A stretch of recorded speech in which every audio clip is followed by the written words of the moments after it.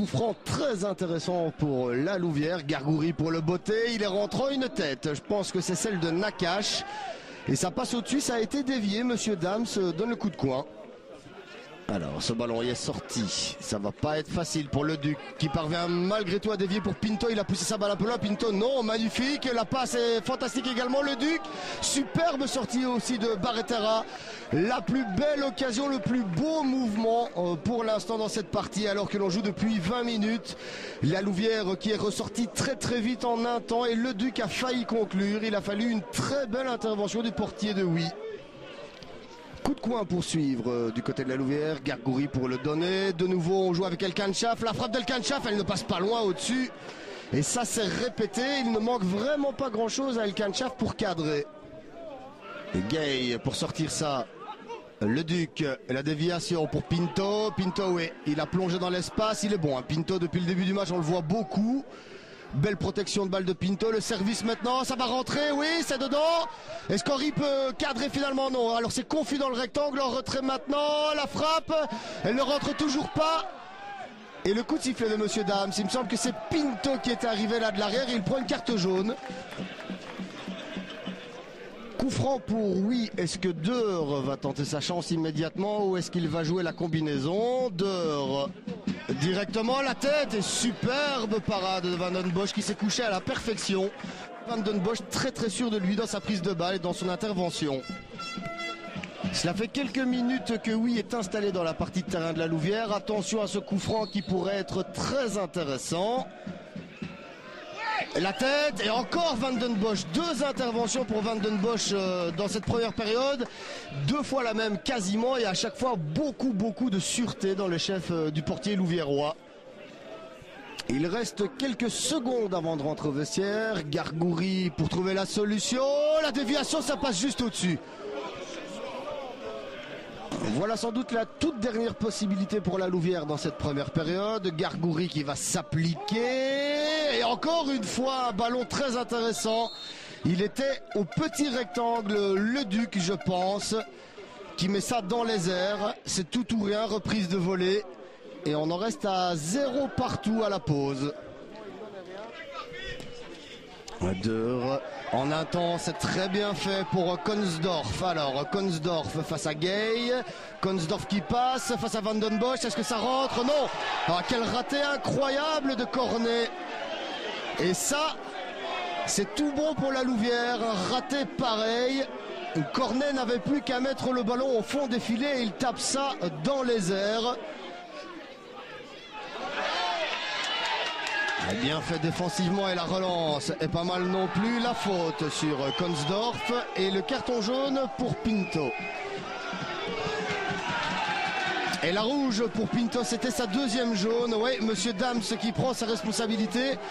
Et sur cette faute-ci, il n'y a franchement pas grand-chose à dire, en tout cas sur la jaune. Voilà un énorme coup dur pour la Louvière qui va devoir évoluer 38 minutes en infériorité numérique.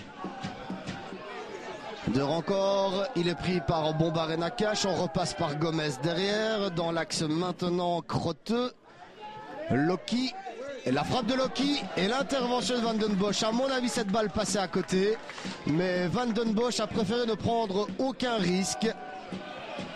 Est-ce qu'on peut lancer un contre intéressant? Oui, le 1-2, Gargoury, oui, il y a une obstruction là sous les yeux de Monsieur Dams, et ça c'est la jaune, oui.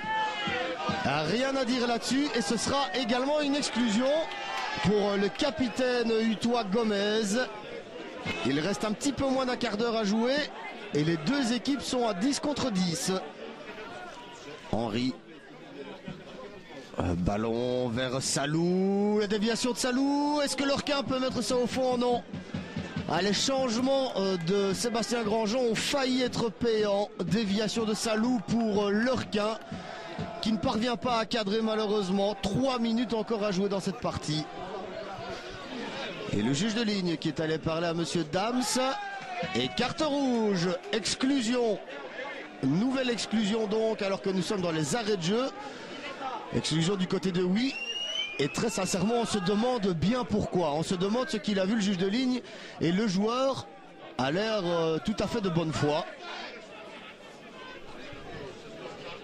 Est-ce que la Louvière va pouvoir arracher la victoire dans ses arrêts de jeu? Le centre de Bombard, une tête, la frappe peut-être et la claquette magnifique, elle touche l'équerre, c'est pas fini, est-ce que ça va rentrer finalement? Oui, c'est au fond, c'est Nakache qui met ça au fond. Quelle fin de match tout simplement incroyable. 0-1 dans les ultimes secondes de cette partie, un but signé Nakache. Alors que Barretera avait fait le plus dur en sortant ce ballon d'une superbe claquette. Et finalement Nakache qui récupère la balle et qui fusille à bout portant le malheureux portier de Oui.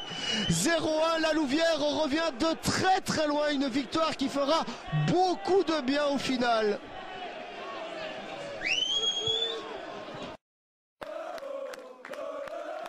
Ça fait énormément plaisir. À la fin, au bout du bout, on va dire, on allait le chercher.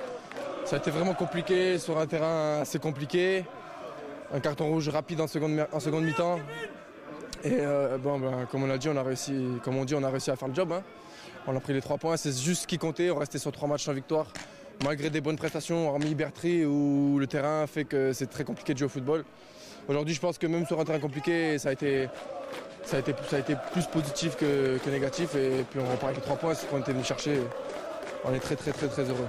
On a un groupe solidaire qui travaille bien à l'entraînement, qui se donne en match. Bon, aujourd'hui, en fin de match, on a peut-être ce petit brin de chance qui nous permet de marquer dans les arrêts de jeu qu'on n'a pas eu précédemment. Mais bon, je pense qu'aujourd'hui, la victoire sur l'ensemble du match n'est pas non plus volée. Et on le sait, les victoires comme ça, au forceps, c'est toujours celles qui font le plus de bien. Aujourd'hui, elle va faire beaucoup de bien au moral parce qu'on avait besoin de regagner, de renouer avec la victoire, comme vous avez dit. C'est fait, maintenant, il faut se pencher sur le prochain match. Il reste 14 matchs jusqu'à la fin de saison. Il faut prendre match par match et voir ce qui advient. Aujourd'hui, Virton sur l'académie, on peut s'attendre à une victoire, mais en football, sait-on jamais. Mais on va leur mettre la pression jusqu'au bout. Maintenant, on va aller à l'académie dans le même état d'esprit, jouer tous les uns pour les autres, tenter de gagner ce match, et puis on verra bien ce qui se passera. Et on fera les comptes après le 15 mars, après la rencontre de Virton.